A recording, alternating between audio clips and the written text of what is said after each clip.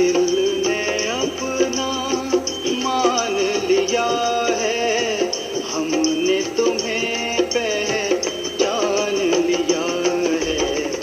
एक हमारे तुम ही सहारे, नैन सितारे हो प्राणों के प्यारे।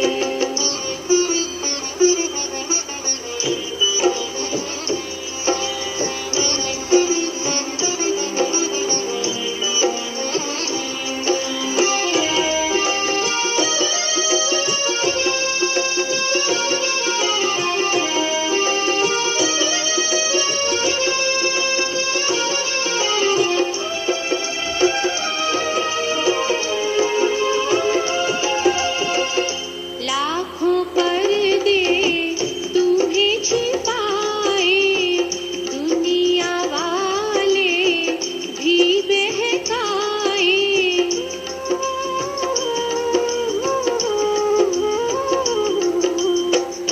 लाखों पर्दे तुम्हें छिपाए, दुनिया वाले भी बहकाए। प्रभु हमने तुम्हें जान लिया है, प्रभु हमने तुम्हें जान लिया है। हमने लिया पहचान, हमने लिया पहचान। एक हमारे तुम ही सहारे, नैन सितारे हो प्राणों के प्यारे।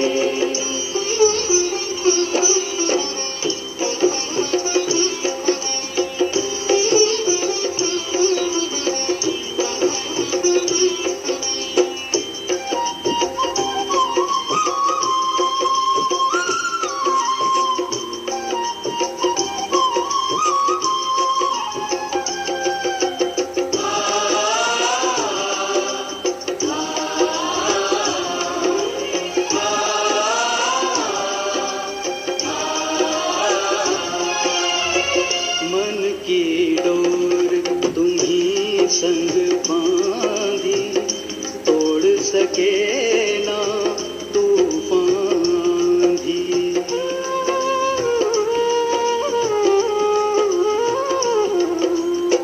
मन की डोर तुम्ही संग बांधी, तोड़ सके ना तूफान आंधी।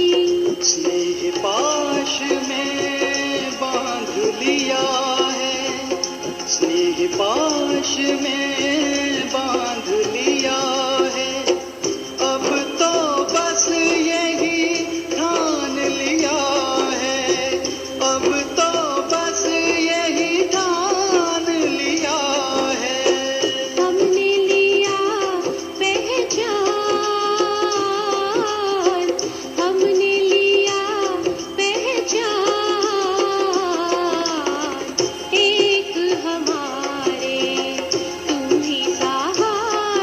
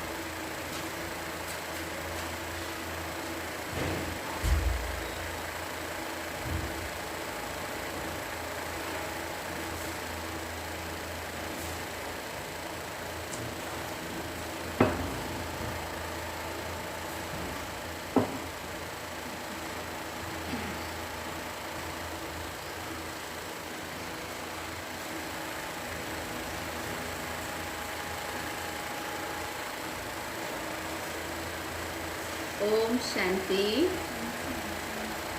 तो आज की वाणी है 20 जून की और आज बाबा ने टाइम की महत्व बताए हैं। समय हमारा बहुत वैल्यूबल है, इसे फालतू हमें नहीं गंवाना है। तो आज का मुरली का मुख्य सार है, मीठे बच्चे तुम्हारा टाइम बहुत वैल्यूबल है, इसलिए फालतू बातों में अपना टाइम वेस्ट मत करो। कल भी बाबा ने कहा था व्यर्थ में अपना समय नहीं गंवाना है। प्रश्न पूछ रहे बाबा, मनुष्य से देवता बनने के लिए बाप की कौन सी श्रीमत मिली हुई। हम बच्चों को बाबा इस यूनिवर्सिटी में पढ़ा रहे हैं मनुष्य से देवता बनाने के लिए। तो बाबा ने कहा मनुष्य से देवता बनने के लिए बाप की कौन सी श्रीमत मिली हुई है। उत्तर में बाबा ने कहा पॉइंट के रूप में है, बच्चे तुम जबकि मनुष्य से देवता बनते हो तो कोई भी आसुरी स्वभाव नहीं होना चाहिए। दूसरी, कोई पर क्रोध नहीं करना है। तीसरी, किसको भी दुख नहीं देना है। चौथी, कोई भी फालतू बातें कान से नहीं सुननी है। बाप की श्रीमत है, hear no evil, see no evil, talk no evil. और भी दो है, think no evil, do no evil. तो ये है देवता बनने के लिए बाबा की श्रीमत। ओम शांति।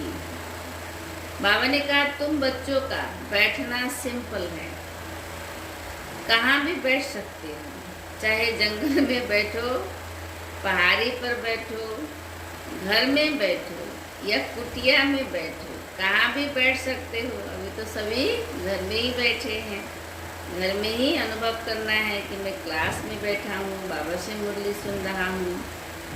ऐसे बैठने से तुम बच्चे ट्रांसफर होते हो। तुम बच्चे जानते हो कि अभी हम मनुष्य भविष्य के लिए देवता बन रहे हैं। हम कांटों से फूल बन रहे हैं। बाबा बागवान भी है, माली भी है। हम बाप को याद करने से 84 का चक्र फिराने से ट्रांसफर हो रहे हैं। ये नशा रहना चाहिए। बाबा को याद कर रहे हैं तो याद करने से और 84 के चक्र को बुद्धि में फिराने से हम नई दुनिया में ट्रांसफर हो रहे हैं। बाबा ने कहा यहाँ बैठो, चाहे कहाँ भी बैठो, तुम ट्रांसफर होते होते मनुष्य से देवता बन जाते हो। बुद्धि में एम ऑब्जेक्ट है कि हम यह बन रहे हैं। कुछ भी काम काज करो, बाबा ने कहा रोटी पकाओ, बुद्धि में सिर्फ बाप को याद करो। बच्चों को यह श्रीमत मिलती है, चलते फिरते सब कुछ करो, करते सिर्फ याद में रहो। बाबा ने कहा चलते फिरते सब कुछ करते सिर्फ बाबा की एक ही श्रीमत है, याद में रहो। बाप की याद से वर्षा भी याद आता है, 84 का चक्र भी याद आता है। इसमें और क्या तकलीफ है, कुछ भी तो नहीं। बाबा ने कहा जबकि सोचो हम देवता बनते हैं तो कोई आसुरी स्वभाव भी नहीं होना चाहिए। कोई पर क्रोध नहीं करना, किसको दुख नहीं देना, चाहे मन से, वचन से या कर्म से। कोई भी फालतू बातें कान से नहीं सुननी है। कौन है हम? देवता बनने वाली आत्मा है। तो इन सब बातों पर ध्यान रखना है। सिर्फ बाप को याद करो, बाकी संसार की झरमुई झगमुई पर चिंता पर निंदा तो बहुत सुनी है। आधा कल्प से यह सुनते सुनते तुम नीचे गिरे हो। अब बाप कहते हैं यह झरमुई झगमुई न करो। फलाना ऐसा है, इनमें यह है, कोई भी फालतू बातें नहीं करनी है। हमारा टाइम बहुत वैल्यूबल है। यह जैसे कि अपना टाइम वेस्ट करना है। तुम्हारा टाइम बहुत वैल्यूबल है। पढ़ाई से ही अपना कल्याण करना है। इनसे ही पद पाएंगे। उस पढ़ाई में बहुत मेहनत करनी पड़ती है। इम्तिहान पास करने के लिए विलायत में जाते हैं जिस्मानी पढ़ाई में। तुमको तो कोई तकलीफ नहीं देते हैं। बाप आत्माओं को कहते हैं, मुझ बाप को याद करो। एक दो को सामने बिछाते हैं बाबा, तो भी बाप की याद में रहो। याद में बैठते बैठते बाबा ने कहा, तुम कांटों से फूल बनते हो। कितनी अच्छी युक्ति है। तो बाप की श्रीमत पर चलना चाहिए ना। हर एक की अलग अलग बीमारी होती है, तो हर एक बीमारी के लिए सर्जन है। बड़े बड़े आदमियों के खास सर्जन होते हैं ना। तो बाबा कहते, तुम्हारा सर्जन सोचो कौन है? स्वयं भगवान। वह है अविनाशी सर्जन। कहते हैं, हम तुमको आधा कल्प के लिए निरोगी बनाते हैं। सिर्फ याद करो तो विक्रम विनाश होंगे। बाबा ने कहा, तुम 21 जन्म के लिए निरोगी बन जाएंगे सिर्फ एक याद करने से। यह गांठ बांध देनी चाहिए। याद से ही तुम निरोगी बनेंगे। फिर 21 जन्म के लिए कोई भी रोग होगा नहीं। भल आत्मा तो अविनाशी है, शरीर ही रोगी बनता है, लेकिन भोगती तो कौन है? आत्मा है ना। वहाँ आधा कल्प तुम कभी भी रोगी नहीं बनेंगे। सिर्फ याद में तत्पर रहो। एक ही मेडिसिन है, बाबा की याद। सर्विस तो बच्चों को करनी ही है। प्रदर्शनी में सर्विस करते करते बच्चों के गले ही घुट जाते हैं। कई बच्चे फिर समझते हैं कि हम सर्विस करते करते चले जाएंगे बाबा के पास। यह भी बहुत अच्छा है सर्विस का तरीका। प्रदर्शनी में भी बच्चों को समझाना है। बाबा ने कहा, प्रदर्शनी में पहले लक्ष्य समझाना है। पहले ये लक्ष्मी नारायण का चित्र दिखाना चाहिए कि यूनिवर्सिटी है, हमें भगवान पढ़ा रहे, क्या बनाने के लिए पढ़ा रहे हैं। जब वो लक्ष्य बुद्धि में आएगा तभी लक्षण भी आएंगे, धारणा भी करेंगे। तो बाबा कहते, पहले ये लक्ष्मी नारायण का चित्र दिखाना चाहिए। यह A1 चित्र है। भारत में आज से 5000 वर्ष पहले बरोबर इनका राज्य था। अथाह धन था, पवित्रता, सुख, शांति सब थी। परंतु भक्ति मार्ग में सतयुग को लाखों बरस दे दिए हैं। तो कोई भी बात याद कैसे आए? बाबा कहते 5000 वर्ष की बात है, लाखों बरस कह दिया है, तो कोई भी बात समझ में फिर कैसे आए? भूल गए। यह लक्ष्मी नारायण का फर्स्ट क्लास चित्र है। सतयुग में 1250 वर्ष इस डायनेस्टी ने राज्य किया था। आगे तुम भी नहीं जानते थे। बाबा ने कहा, अभी बाप ने तुम बच्चों को स्मृति दिलाई है कि तुमने सारे विश्व पर राज्य किया था। क्या तुम भूल गए हो? बाबा याद दिला रहा और पूछ भी रहा है कि क्या तुम भूल गए हो? 84 जन्म भी तुमने लिए हैं। आदि मदन तुम ही सूर्यवंशी थे। पुनर्जन्म तो लेते ही हैं। 84 जन्म तुमने कैसे लिए हैं? यह बड़ी सिंपल बात है समझने की। बाबा कहते नीचे उतरते आए, अब फिर बाप चढ़ती कला में ले जाते हैं। गाते भी है ना, चढ़ती कला तेरे भाने सर्व का भला। फिर शंख आदि बजाते हैं। अब तुम बच्चे जानते हो हाहाकार होगा। पाकिस्तान में देखो क्या हो गया था, सबके मुख से ही निकलता था, हे भगवान, हाय राम, अब क्या होगा। तो वही तो अभी रिपीट हो रहा है। बाबा ने कहा अब यह विनाश तो बहुत बड़ा है, पीछे फिर जय जयकार होनी है। तो बाप बच्चों को समझाते हैं, क्या समझाते हैं कि इस बेहद की दुनिया का अब विनाश होना है, कुछ भी रहना नहीं है। अभी देखो लड़ाई भी लगने की तैयारी है। बेहद का बाप बेहद का ज्ञान तुमको सुनाते हैं। हद की बातें हिस्ट्री ज्योग्राफी तो सुनते आए हो, बाबा ने कहा द्वापर युग से, सतयुग से तो कुछ सुनाते ही नहीं है। यह किसको भी पता नहीं था कि लक्ष्मी नारायण ने राज्य कैसे किया। इन्हों की हिस्ट्री ज्योग्राफी कोई भी नहीं जानते। तो बाबा कहते तुम अच्छी रीति जानते हो, इतने जन्म राज्य किया, फिर यह धर्म होते हैं। इनको कहा जाता है स्पिरिचुअल नॉलेज।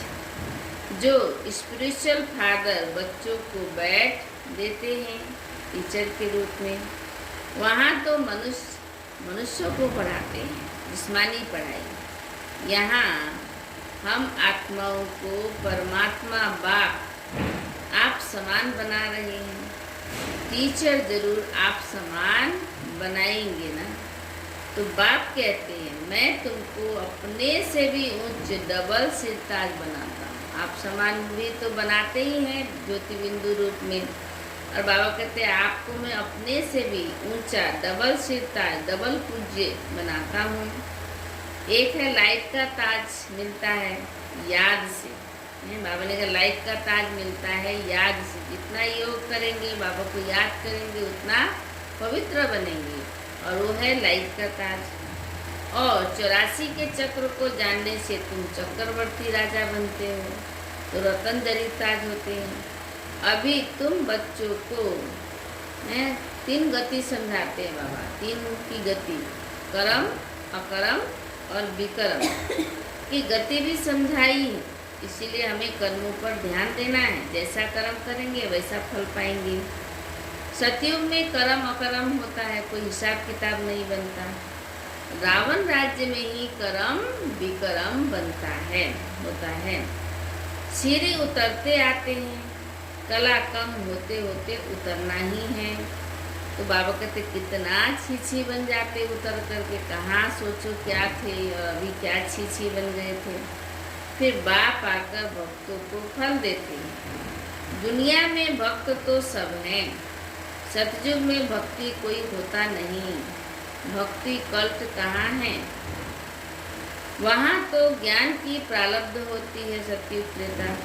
अभी तुम जानते हो कि हम बाप से बेहद की प्रारब्ध ले रहे हैं। कोई को भी पहले इस लक्ष्मी नारायण के चित्र पर समझाओ। बाबा लक्ष्य को भी बुद्धि में पक्का करा रहे हैं। आज से 5000 वर्ष पहले इनका राज्य था। विश्व में सुख शांति पवित्रता सब थी और कोई धर्म नहीं था। इस समय तो अनेक धर्म हैं, वह पहले धर्म है नहीं, फिर इस धर्म को आना है जरूर। अब बाप कितना प्यार से पढ़ाते हैं, कोई लड़ाई की बात नहीं। बाबा ने कहा इस समय बेगर लाइफ है, पराया राज्य है, अपना सब कुछ गुप्त है। बाबा भी गुप्त आया हुआ है, आत्माओं को बैठ समझाते हैं। आत्मा ही सब कुछ करती है, शरीर द्वारा पाठ बजाती है। वह अभी देह अभिमान में आई है।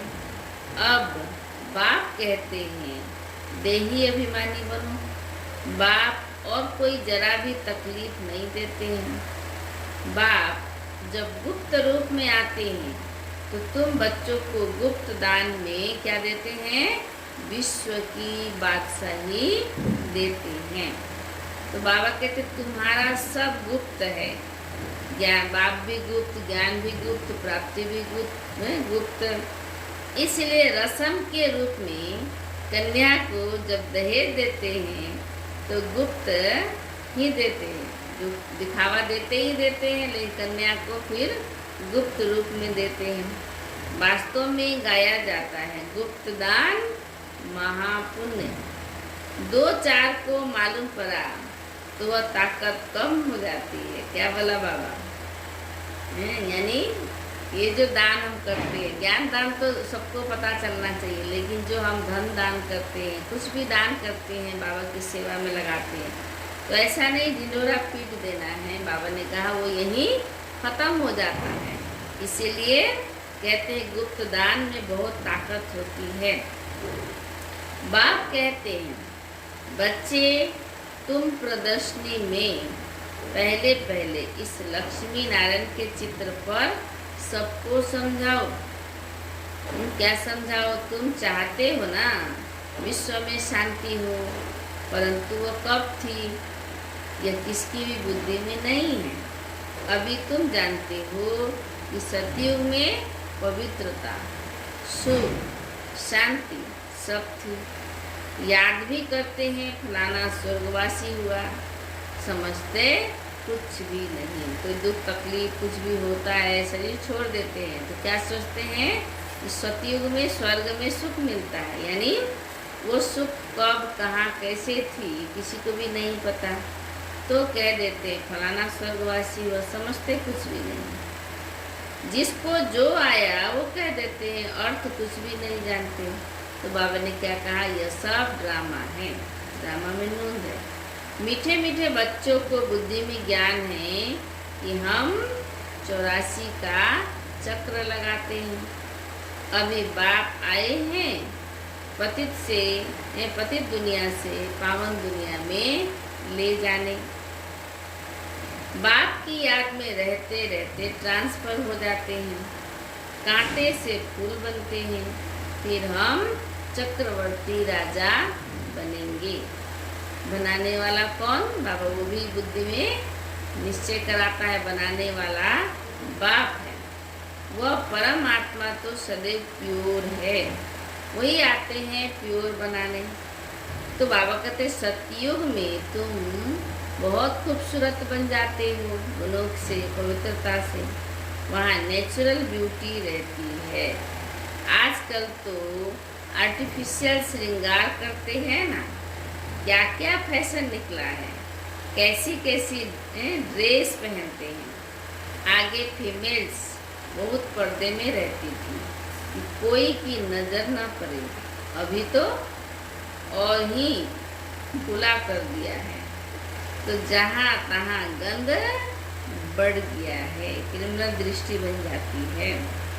तो बाप कहते हैं हियर नो इविल। राजा में पावर रहती है बहुत, ईश्वर अर्थ दान करते हैं तो उसमें पावर रहती है। यहाँ तो कोई में भी पावर नहीं है, जिसको जो आया सो करते रहते हैं। बाबा ने कहा बहुत गंदे मनुष्य हैं। तुम बहुत सौभाग्यशाली हो जो खिवैया ने हाथ पकड़ा है। तुम ही कलप निमित्त बनते हो। तुम जानते हो पहले मुख्य है देह अभिमान, विकार आने का मुख्य है देह अभिमान। उसके बाद ही सब भूत आते हैं, काम, क्रोध, लोभ, मोह, अहंकार और भी बहुत सारे हैं। मेहनत करनी है, अपने को आत्मा समझ, बाप को याद करो। बाबा ने कहा यह कोई कड़वी दवाई नहीं है, सिर्फ कहते हैं कि अपने को आत्मा समझ, बाप को याद करो। फिर कितना भी पैदल बाबा की याद में करते जाओ, कभी भी टांगे थकेंगी नहीं। क्या बोला बाबा, कितनी अच्छी बात। जब देह अभिमान में करेंगे तो हाथ भी थकेगा, पाँव भी थकेगा, पूरी बॉडी थक जाएगा ना। लेकिन जब हम बाबा की याद में करते हैं, किसकी सेवा करते हैं, ये सोच सोच के करते हैं मैं कितनी भाग्यशाली आत्मा हूँ, जो ये सेवा करने का भगवान ने मुझे सुअवसर दिया है, भाग्य बना रहा है। तो बाबा कहते जब भाग्य के नशे में या बाबा की याद में सेवा करेंगे तो आपको थकान नहीं होगी, तो टांगे थकेगी नहीं है। जैसे तीर्थ यात्राओं पर भी लोग जाते हैं तो कितना हल्के होकर के जाते हैं, क्यों? क्योंकि उनकी बुद्धि में भगवान याद रहता है, जिससे मिलने के लिए जाते हैं वो याद रहता है, वो मंदिर याद आता है, तो उनकी इतनी लंबी यात्रा कैसे कट जाती है उनको पता भी नहीं चलता है, इतना खुशी में रहते हैं, मिलन की खुशी में। तो बाबा कहते हैं आप सोचो, वो तो जड़ मूर्ति से मिलने के लिए जाते हैं और आप हैं, आपके पास स्वयं भगवान चैतन्य रूप में आए हैं। बाबा कहते हैं बहुत मदद मिलती है बाबा की याद में। तुम मास्टर सर्वशक्तिमान बन जाते हो। तुम जानते हो कि हम विश्व का मालिक बनते हैं। बाप के पास आए हैं और कोई तकलीफ बाबा नहीं देते हम बच्चों को। सिर्फ क्या कहते हैं, बच्चों को कहते हैं हियर नो इविल, बुरा नहीं सुनना है न देखना है।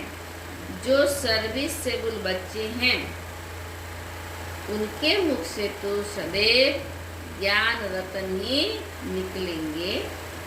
ज्ञान की बातों के सिवाय और कोई बात मुख से नहीं निकल सकती।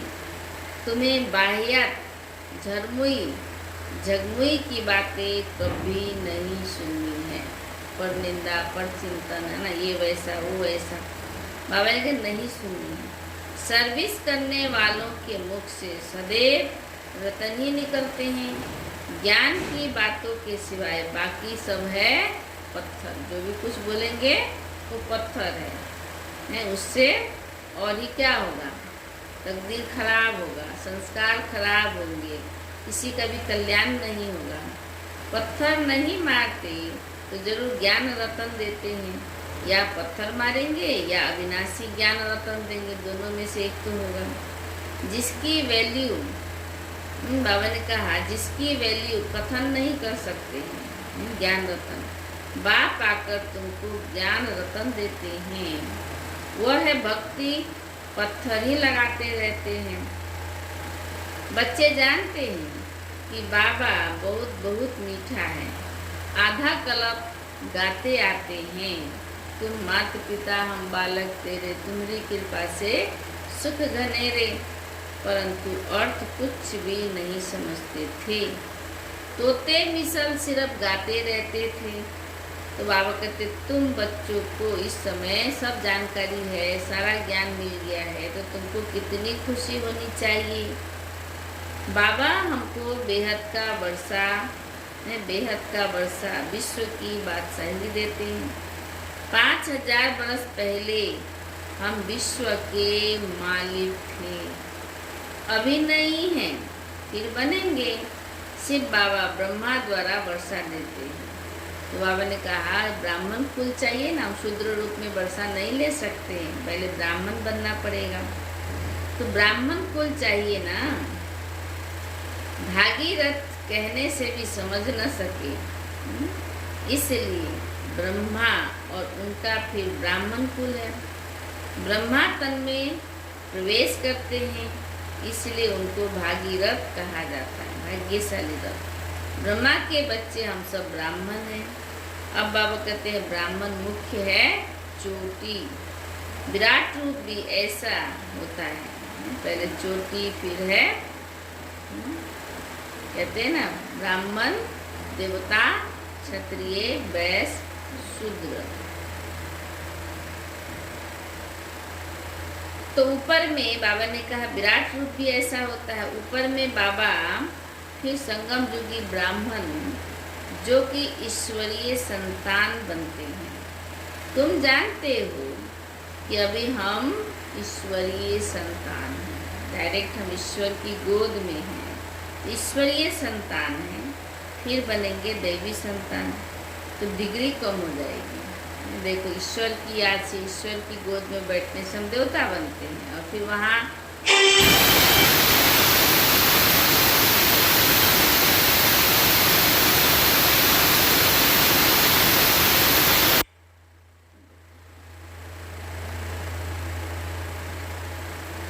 तो बाबा ने क्या कहा कि अभी इस समय हम ईश्वरीय संतान हैं, फिर दैवी संतान बनेंगे तो डिग्री कम हो जाएगी। यह लक्ष्मी नारायण भी डिग्री कम है क्योंकि इनमें ज्ञान नहीं है। ज्ञान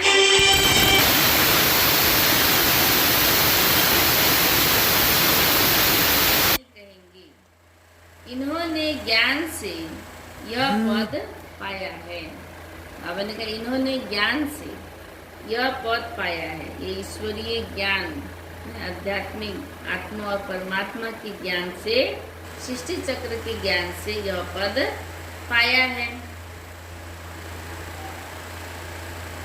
तुम ब्राह्मण कितने ऊंचो फिर देवता बनते हो तो कुछ भी ज्ञान नहीं रहता। उनमें ज्ञान होता तो देवी वंश में परंपरा से चला आता है। बाबा ने कहा ज्ञान तो प्राय लोप हो जाता है। मीठे मीठे सिक्की लदे बच्चों को सब राज, सब युक्तियां बतलाती हैं। अब बाबा ने कहा ट्रेन में भी तुम सर्विस कर सकते हो, ट्रेन में बैठे भी तुम सर्विस कर सकते हो। एक चित्र पर ही आपस में बैठ बात करेंगे तो ढेर आकर इकट्ठे होंगे। तो बाबा कहते जो स्कूल का होगा वो अच्छी रीति धारणा कर प्रजा बन जाएगा। बाबा ने क्या कहा, जो स्कूल का होगा वो अच्छी रीति धारणा कर प्रजा बन जाएगा। मैंने इस समय चित्र तो बहुत अच्छे अच्छे हैं सर्विस के लिए। हम भारतवासी पहले देवी देवता थे, अभी तो कुछ नहीं है। फिर हिस्ट्री रिपीट होती है। फिर से बाबा कहते हैं हिस्ट्री 5000 बरस का रिपीट होती है। बीच में यह है संगम युग जिसमें तुम पुरुषोत्तम बनते हो। अच्छा, मीठे मीठे सभी बोलेंगे, सभी भाई बहने घर में भी मीठे मीठे सिक्की लदे बच्चों प्रति माता पिता बाप दादा का याद प्यार और गुड मॉर्निंग। रूहानी बाप की रूहानी बच्चों को नमस्ते। हम रूहानी बच्चों की रूहानी बाप दादा को याद प्यार गुड मॉर्निंग और नमस्ते नमस्ते नमस्ते। शुक्रिया बाबा, नमस्ते आपको कि आपने घर बैठे भी हमें इतना ज्ञान रतन देते हैं देवी देवता बनने के लिए। अच्छा, धारणा के लिए मुख्य सार। पहला, ज्ञान की बातों के सिवाय और कोई भी बात मुख से नहीं निकालनी है। झरमुई झगमुई की बातें कभी नहीं सुननी है इधर उधर। मुख से सदैव रतन निकलते रहे, पत्थर नहीं। अच्छा, दूसरी है सर्विस के साथ साथ याद की यात्रा में रह स्वयं को निरोगी बनाना है। क्या बोला बाबा, सब डॉक्टर, सब दवाई, सब वैद्य, सब फेल होने वाले हैं। एक बाबा की याद से हमें शरीर को निरोगी बनाना है। सर्विस के साथ साथ याद की यात्रा में रहकर स्वयं को निरोगी बनाना है। अविनाशी सर्जन स्वयं भगवान हमें मिला है 21 जन्म के लिए निरोगी बनाने। तो बाबा ने कहा इसी नशे में व खुशी में रहना है। अच्छा, आज की वरदान याद के जादू मंत्र द्वारा लोग जिस्मानी जादू मंत्र भी करते हैं। अब बाबा कहते हैं याद के जादू मंत्र द्वारा सर्व सिद्धियां प्राप्त करने वाले सिद्धि स्वरूप भव। वो जादू मंत्र करने से तो किसी को दुख तकलीफ मिलता है, लेकिन बाबा कहते ये जादू करेंगे तो किसी का जीवन में खुशियाँ बढ़ जाएगी, किसी का जीवन कल्याण हो जाएगा।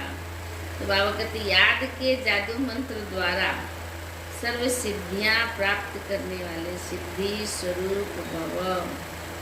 बाप की याद ही जादू का मंत्र है। इस जादू के मंत्र द्वारा जो सिद्धि चाहो वह प्राप्त कर सकते हो। जैसे स्थूल में भी किसी कार्य की सिद्धि के लिए मंत्र जपते हैं, ऐसे यहाँ भी अगर किसी कार्य में सिद्धि चाहिए तो यह याद का महामंत्र ही विधि स्वरूप है। यह जादू मंत्र सेकंड में परिवर्तन कर देता है।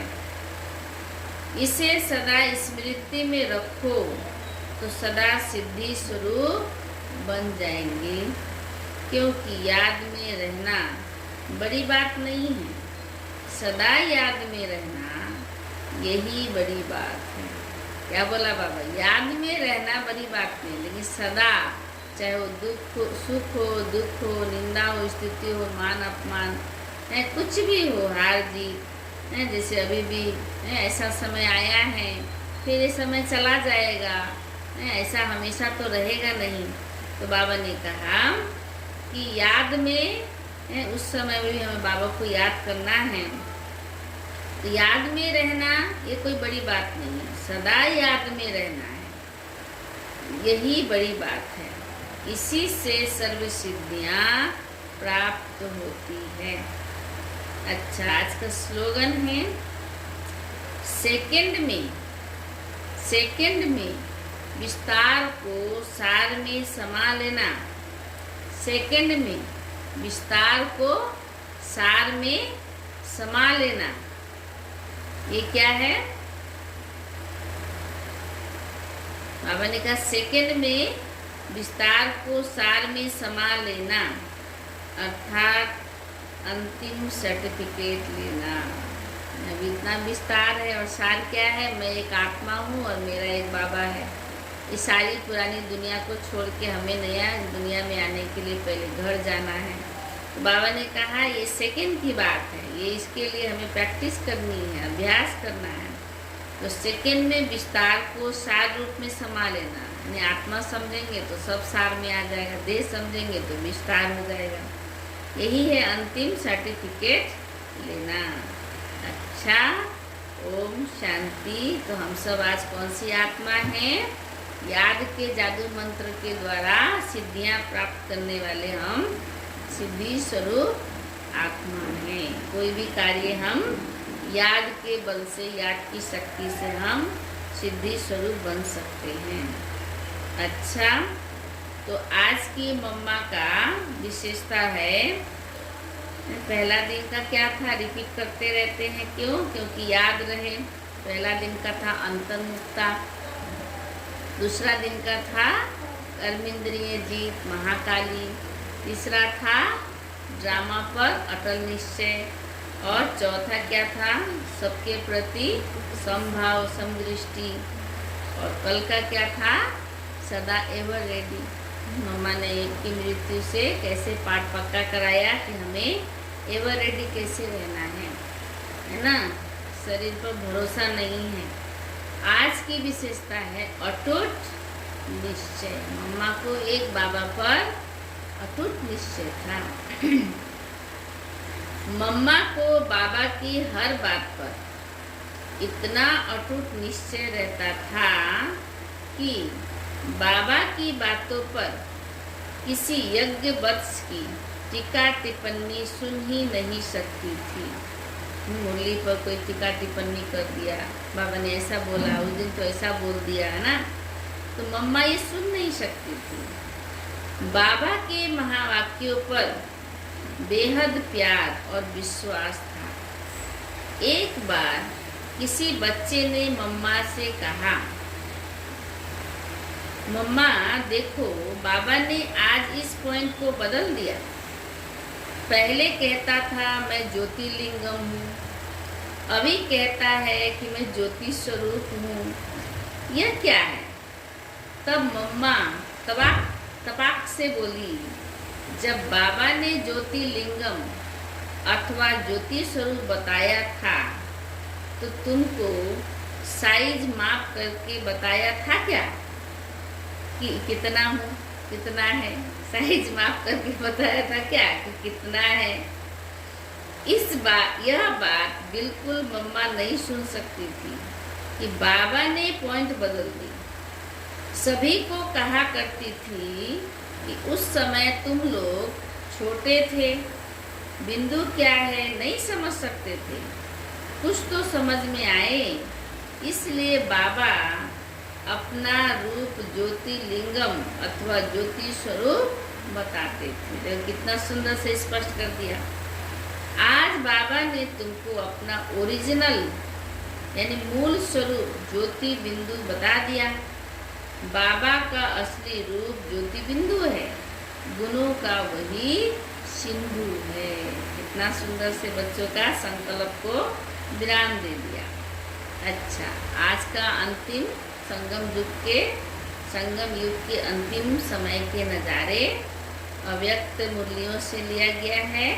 21/7/1973 की वाणी है। इस समय बहुतों का जन्म हो गया होगा, बहुतों का जन्म जैसे हमारा ही जन्म नहीं हुआ था। तभी बाबा ने क्या अंतिम नज़ारे बताए थे, दिखाए थे, वो आज की हमें भी सुनने को, अनुभव करने को मिल रहा है। जब समय आएगा तो अव्यक्त स्थिति में स्थित रहने वालों को स्वयं ही आवाज आएगा, टचिंग होगी, सूक्ष्म संकल्प होगा, तार पहुंचेगी या ट्रम कल होगा। समझा? जब लाइन क्लियर होगी तो कैच कर सकेंगे। ट्रम कल आएगा, सूक्ष्म संकल्प होगा, तार पहुंचेगी, टचिंग होगा। तो बाबा ने कहा कि जब लाइन क्लियर होगी, बुद्धि की लाइन क्लियर और क्लीन होगी, तभी बाबा की इन बातों को हम अंतिम समय की बातों को कैच करके हम उस हिसाब से स्थिति बना सकेंगे। अच्छा, ओम शांति। तो सभी ने बहुत प्यार से मुरली सुनेंगे, है ना, और पुरुषार्थ भी कर रहे हैं सभी। और कल का दिन जो है 2 है, एक तो इंटरनेशनल योगा डे 21 जून और दूसरा प्रकृति के ऊपर बहुत बड़ा ग्रहण लगने वाला है, यानी सूर्य ग्रहण। इसलिए योगा डे है और सूर्य ग्रहण है। तो ग्रहण के समय में हम सभी क्या करेंगे? बाबा को याद करेंगे। योगा डे में मन बुद्धि से बाबा को याद करके उस सूर्य को भी हमें सकाश देना है कि सूर्य को भी कोई तकलीफ न हो, बहुत शांति मिले। जब हम सूर्य को ये शक्ति देंगे, सकाश देंगे, तो वो लौट के हमारे पास ही आने वाला है, यानी हमारा जीवन भी बड़े सुखमय, शांतमय, खुशहालमय बना देगा। इसलिए सभी से रिक्वेस्ट है, उस समय कोई अन्न जल कुछ भी ग्रहण न करे तो अच्छा है, अपने शरीर के लिए, अपने परिवार के लिए, अपने लिए अच्छा है। इसलिए एक दिन अगर हम इतना टाइम नहीं खाते हैं तो कुछ नहीं जाता है। उस समय हमें बाबा की याद का भोजन खाना है और उस प्रकृति को भी वही शक्ति देते रहना है। संकट है तो उनको संकट से निकालना है। तो हमें बाबा प्रकृति जीत भी बनाया है, प्रकृति को भी सकाश देने के लिए निर्मित बनाया है। तो इससे हम प्रकृति को भी सकाश देंगे। अच्छा, ओम शांति। चलिए अभी प्यारे बाबा को याद करते हैं और सिद्धि स्वरूप बन करते हैं।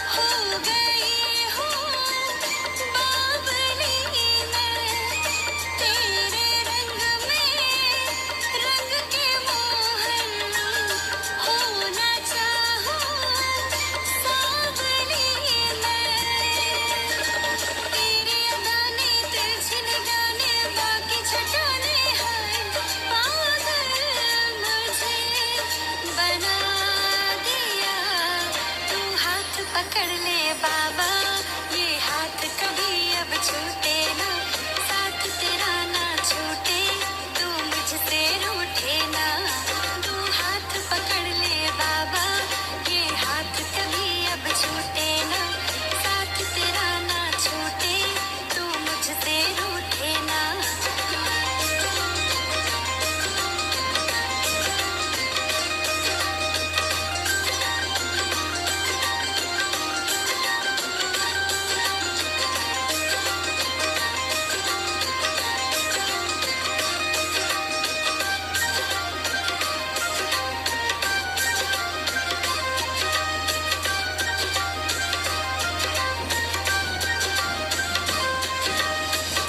मैं क्या बोलूं, मैं क्या मांगूं, जो है दिल में तू वो जाने। आस मेरी कर दे पूरे, मेरे कान्हा किसी बहाने। कर तुझ पे मोहन कर दे अर्पण, ये तन मन जीवन अपना तुम्हें बना लिया। तू हाथ पकड़ ले बाबा, ये हाथ कभी अब छूटे ना, साथ तेरा ना छूटे, तू मुझसे रूठे ना। तू हाथ पकड़ ले बाबा, ये हाथ कभी अब छूटे ना, साथ तेरा ना छूटे, तू मुझसे रूठे ना।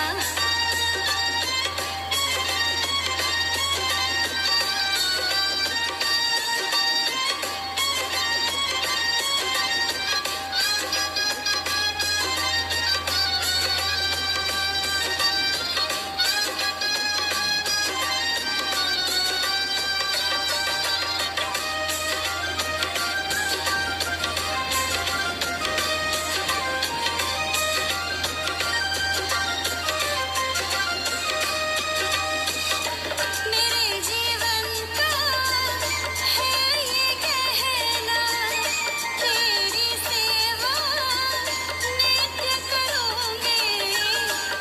मेरी आँखों में तू, सांसों में, बातों में तू है, तुझसे ये दिल लगा लिया। तू हाथ पकड़ ले बाबा, ये हाथ कभी अब छूटे ना, साथ तेरा ना छूटे, तू मुझसे रूठे ना। तू हाथ पकड़ ले बाबा, ये हाथ कभी अब छूटे ना, साथ तेरा ना छूटे, तू मुझसे रूठे ना।